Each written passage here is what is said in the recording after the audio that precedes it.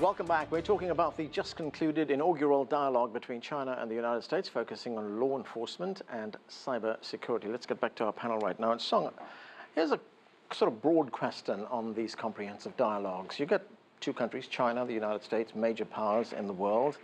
And if you listen to some of the language that candidate Trump used before the election, very tough on China. If you look at some of the language he used after he became president, still very tough on China.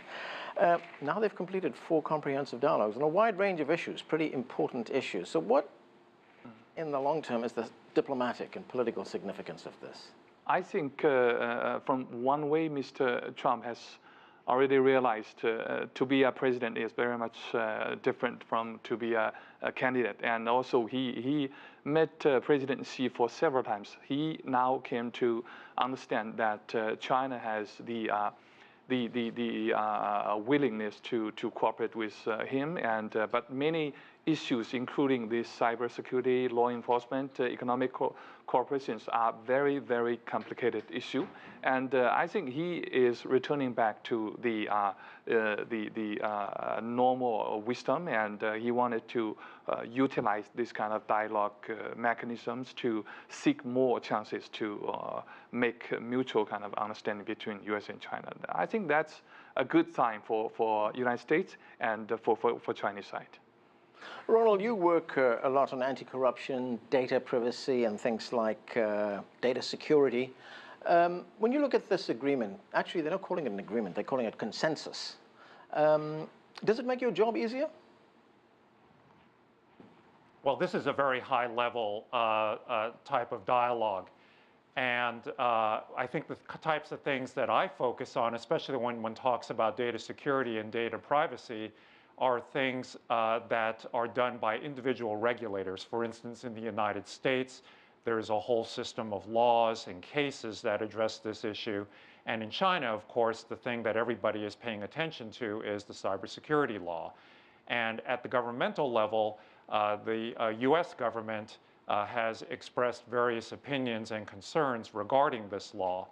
When it comes to this kind of a dialogue, I think it is important in that it helps to frame a certain approach towards addressing cybercrime.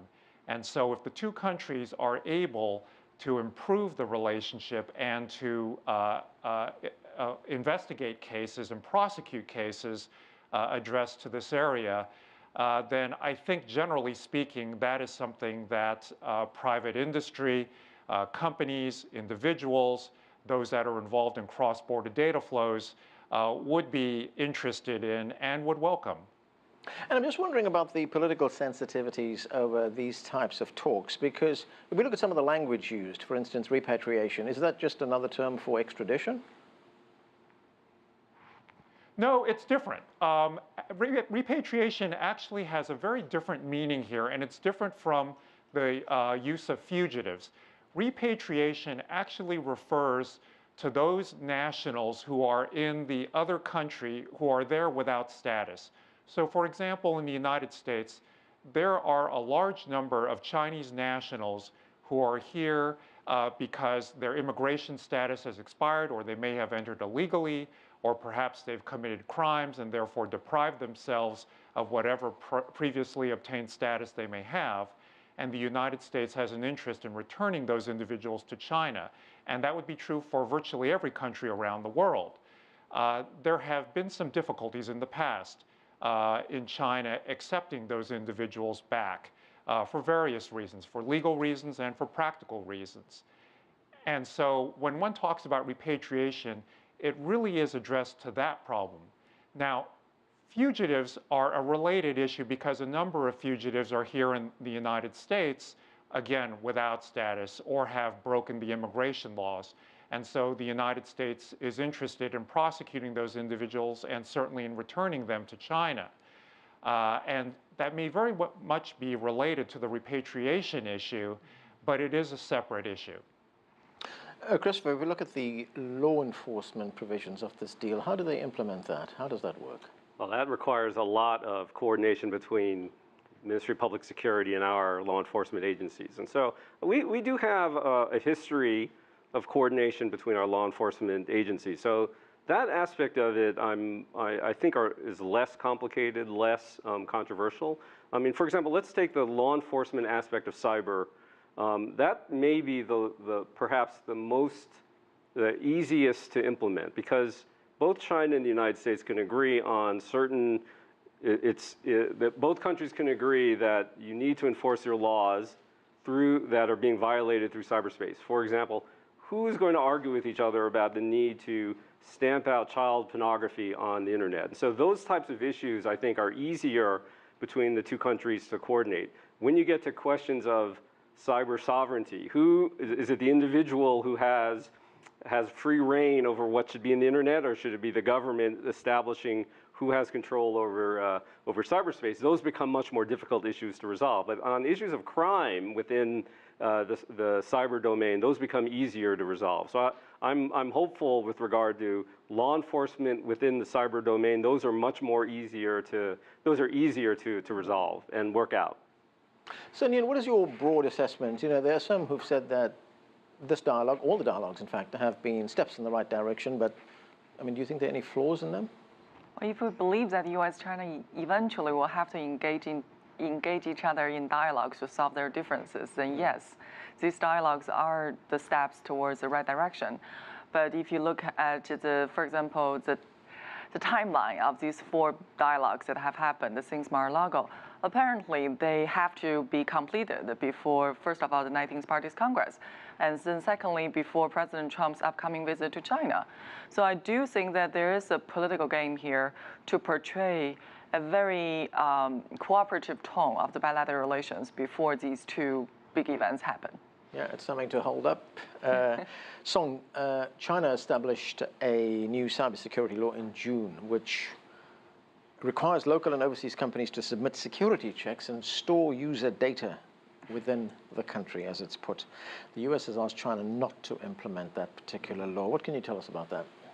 I think, again, this cyber issue is a new issue. There is no universal understanding or kind of consensus on these kind of issues. And I think China is just trying to enhance its kind of law system to tackle the system. I think the intention, the motivation of this national cyber law is to regulate the cyberspace in China and to fight against those kind of like terrorism and cyber crimes.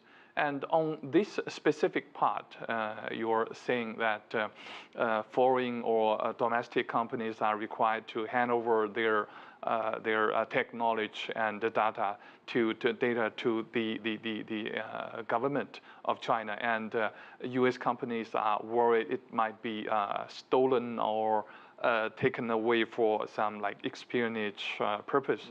I think it's a kind of suspicion, and it can be communicated through bilateral dialogues. And I think China is already giving a lot of importance to this issue, and many actually policies have been already postponed from this last June to by the end of next year.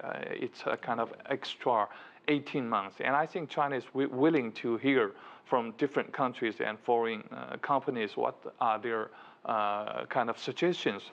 And already China is saying now we are not immediately asking the business data to be transferred out of within this country, and they can go back to their own countries at this moment. And I think China is researching how to solve this issue in a better way. Christopher, what is your broad assessment of these dialogues? I mean, it has its critics, it has its supporters, but it's a good model, isn't it? Could you see it being extended to, say, other countries like Russia? Between the United States and Russia? Yeah. Ooh. I think that's a difficult one. Well, additionally, I'm not a Russia expert. Sticking strictly to the U.S.-China and their use of these dialogues, I find them to be particularly useful. I'll give you a specific anecdote. So 6 years ago, I was part of the National Defense University, and I would go on these strategic dialogues with the People's Liberation Army National Defense University. And initially, we were asked to breach with the Chinese the question of, can we talk about cyber? Yeah. Can we dare discuss a very sensitive topic, and we would approach our PLA counterparts and say, is it possible to talk cyber? And initially, the answer was no, too sensitive, but through repeated dialogues, it got elevated up to this, the SNED, Strategic and Economic Dialogue, and here we are, now having formal discussions on cyber.